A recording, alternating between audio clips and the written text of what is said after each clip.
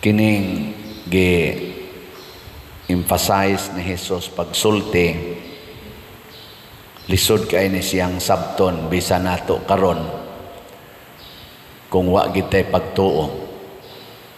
Mutuo ba mo nga kining misa mauni ang lugar diin si Kristo mahimong pagkaon?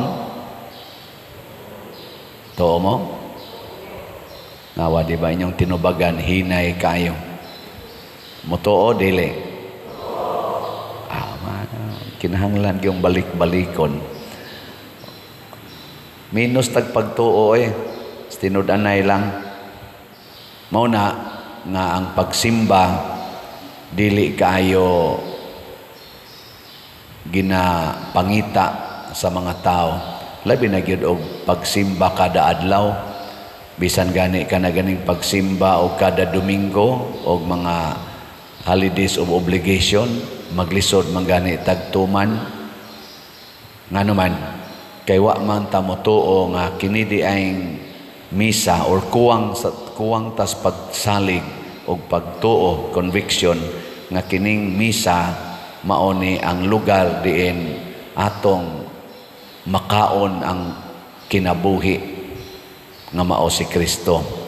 Muna ang iya diyong gibalik-balik og mukaon mo nako, muinom mo nako, mabuhi gyud mo. Ug unsa may timailhan sa mga tao nga tinuod yung nikaon ni Kristo, sama sa atong unang pagbasa, makabaton og gahom sa pagbag-o sa kinabuhi sa mga tao. Makabag-o ba? Sama sa nahitabo ni Saulo nga nahimong San Pablo. Manglulutos siya, iyang gilutos ang mga nikaon ni Kristo. Nagsunod ni Kristo ba? Mga unang Kristiyanos, gitawag sila mga nagsunod sa dalan or the followers of the way. Mamuntoy una nilangan. Gilutos ni kanaganing Pablo or ni Saulo.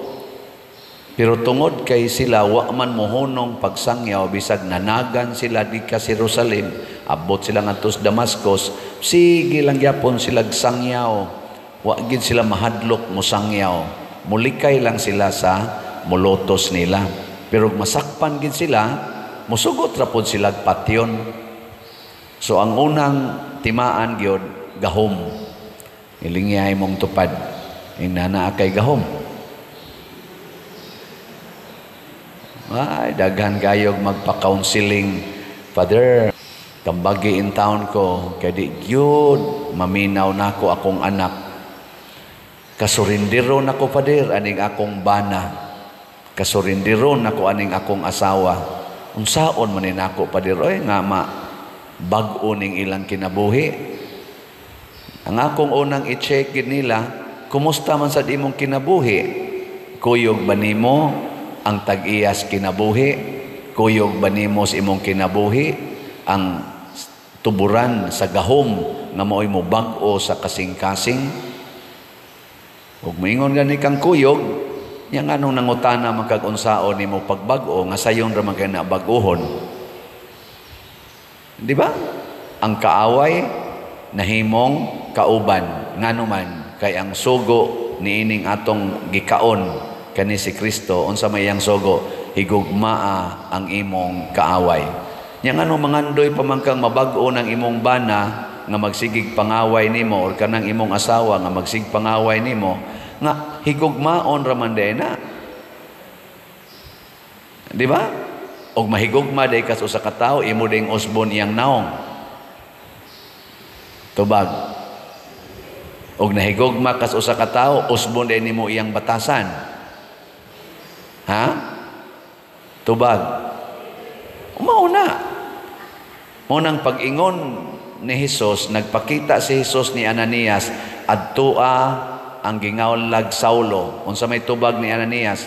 Ginoo, nasayod ko nga kana kaaway na nato. Ni ana siya dinhi kay iya ming laglagon. Nya imo kong paadtuon. Ingon dayo si Jesus, lakaw lang adto kay naa kay buhaton. Uy, nabuta naman di ay si Saulo. Giayo ni Ananias si Saulo. Unya ang siyang tawag igsuong Saulo. Ang iyang kaaway gitawag niya igsuon. Ninduta no, imong ugangan sige pangaway nimo, nya mingon ka igsuong mama. Pisti ka, animal ka, igsuong mama. I love you. Di ba? Ano ba? Kanindot ka no? Ang Team Marcos o Team Duterte, moingon din, igsuon kong Pilipino. O, ana.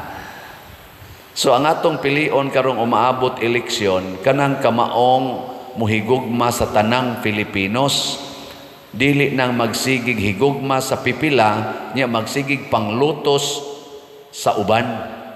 Pulos raman ta Filipinos. Niya ipapriso pagyud nimo ang imong kapwa Pilipino ngadto sa laing nasod. Kanang tanan nga na-related anang maong krimen nga ang usa ka Pilipino nga wa gani moagi og formal due process nato sa atong korte dinhi gipapriso dito sa ICC. Kaila ba mo kinsa gipriso ro sa ICC? Kaila kinsa mayngan? Mo na Tatay Digong, former President Duterte, ang tanan nga na-involved ni ana wa na sila'y gugma sa Pilipinas. Ngano man, porte manggin natong atiman sa atong OFW. Nga tuay in taon nang inabuhi dito, na magani gipang priso dito, gihukman ng bitayon, ato maganing petisyonan gyud, hangyoon gyud nga ipadalang diri, di lang bitayon dito. Ang taga dinhi no, giblabay na no dito.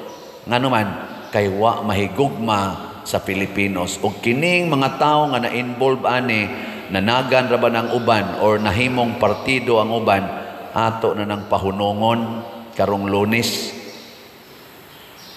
Gilingay mong tupad ing naoyon kang father dili. Ing na. Ambot lang. Kinsa may involve ana, ang mga Team Marcos o Team Duterte. Way gugma. Kusog kayo ang graft and corruption dinis ato. Kusog kayo. Kay kaning mga leaders nato kasagaran nga naglingkod, mahaylog yung kwarta. Unya inig panahos eleksyon, manghaylo sana silag kwarta. Munang dagko kay silag budget. Milyon, bilyon ang budget. Nganong mo budget man kag dako kaayo para lang anang haron lang kamudaog. Kay bao ba mo giun sa pag-ilig ang atong bag-ong Santo Papa? Nga maunay leader sa around 1.4 billion Catholics. Way kwartang na involve boy, nga iya personal. Gani, sa mga tao nga hilig kayo mo kanang analyze, maghimog planning atong survey ba, kanang ba mga rating, di ba? Naaman kinsay number 1 sa survey, number 2, number 3, ana. Naaman sana dito, sige managbutang social media. Ang survey sa mga hilig mag-analyze aning kinsay masunod nga Santo Papa, gani, na-appeal man yun, nisikat man ang atong usas mga cardinals din si Cardinal Tagle. Murag 25% ang possibility siya sa survey nga mahimong Santo Papa. Doon na say 40%, doon na say 60%. Kaning ni ang na-elected karon si Cardinal Robert Francis Prevost. Ang iyarang percentage nga posibleng mahimo siyang next pope, 0.6%. Layo kayo. Niya atong niaging buwan ko no, tong before pagkamatay gyud ni Pope Francis, ang iyang unang percentage 2.1%.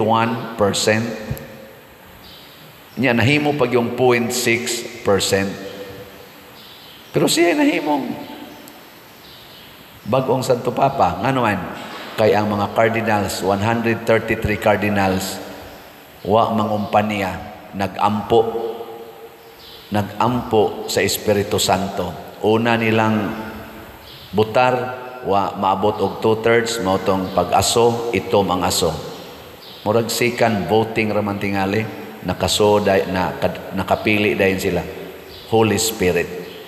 Mo nakita sad karon, labi na kitang ni as Catholic Church na amantay sisimpil dinhi sa Cebu, naagit tay prayer warriors, naatay grupo nga gitukod, gipundok aron magampo panahon sa pagsugod sa eleksyon karong Lunes hangtod matapos alas 7 sa gabi. Atong iampo, magampo ta nga unta ang lamdag sa Espiritu Santo dili ang lamdag sa mga kandidato mao'y sundon sa mga butante. Kitang mga butante, mulaom ta sa Espiritu Santo, magampo ta na naman gitaroy mga choices. For sure 90% sa mga mubutar na nagid mo yung mga choices karon. Ampui usa, ampui ba nganong kani may akong pilion? Mao nay una natong pangutana. Sunod, unsa may iyang binuhatan? Kamao ba sa ni siyang moampo? Kamao ba ni siyang mohigugma? Kamao ba ni siyang mopasaylo? Kay basig magsigilan nig panglutos sa iyang mga kaatbang sa politika. Magsigilan nig gastos kwarta para ilutos, ipapriso, ipa-impeach ang iyang mga kontra sa politika. Ikaupat na tong pangutana, unsa may mga saad ani niyas una nga akong mahinumduman, natuman ba o wa? Kaya may kusog kay mo saad, pero dili mo tuman.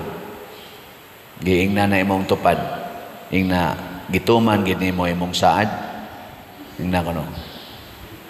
Nya mingon gani ka, dili tanan, liwat ra sana nimo. Aw na siya. Sa atong tubag sa Salmo, panglakaw kamo sa tibuok kalibutan og isangyaw ang maayong balita. Unsa may maayong balita nga duna natay pagkaon nga maghatag og kinabuhi. Duna natay pagkaon nga dili maghatag og kamatayon ug mao kana ang lawas ug dugo ni Kristo. Unsaon man nato na pagkaon? Una, kinahanglan higugmaon og tuuhan nato ang iyang mga pulong nga naa sa Biblia. Ikaduha, mosunod ta sa doktrina sa atong simbahang Katoliko, labi na ning mga sakramento, and the highest is the Holy Eucharist. Kanalay ato isangyaw, inyong mga anak, inyong mga apo, sultihi anak, nga useless ang pagpasar sa board exam, useless ang pagtrabaho og nindot kayong posisyon, useless ang pagnegosyo nga bilyon-bilyon imong income kung wa kay Ginoo.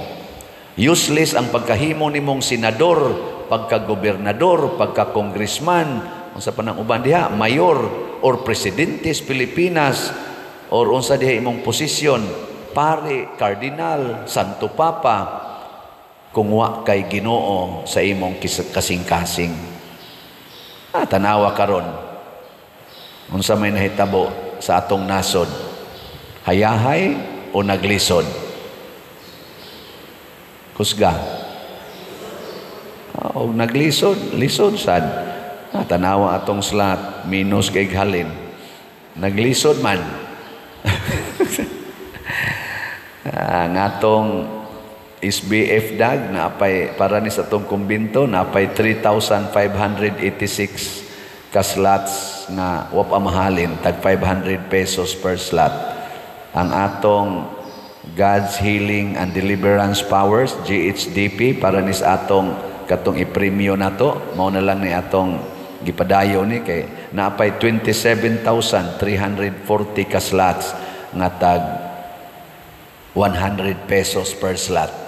Dali-dalion tanig hurot kay nindot on tanig mahurot ni karong buwan gyud sa Mayo kay haron ato ning mahatag ngadto sa mga chapels. Unya ang atong katong kang Father Arnel haligi para ni Mama Mary murag duol-duol na lang ni kay 106 na lang. Hotdan lang ninyo karong adlaw 106 na lang ni tag 100 pesos per slot. Mahurot ba ni karong buwan sa Mayo o dili? Horot ni nga naman kay nagpuyo naman ang Ginoo nato. Mugawas gid ang atong pagkamahigugmaon, pagkamanggihatagon, pagkamapasayloon og mubunga kinig kalinaw og kalambuan. Muna ang mga Katoliko sa una, panahon pa nila ni San Pablo, ang pinakadaghan nga gihisgutan na aras 5,000. Pero karon 1.4 billion throughout the world. Bunga ni sa mga tao nga nagdaag Ginoo, mga misyonero, mga samas, mga Agustinian, Dominican, Franciscan, Jesuits. So ang una natong Santo Papa nga gisundan ani karong Santo Papa ha, usa ka Jesuit, si Pope Francis. Karon Agustinian. Ang Agustinian usa sa mga orders nila mo nang nagdaa diha sikat natong Santo Niño o kanisang atong naa sa Tabor, mga OED. Kuangin na din o kanang naas gadaan ng USJR, OER sa na sila ug uban pang mga order sa Agustinian.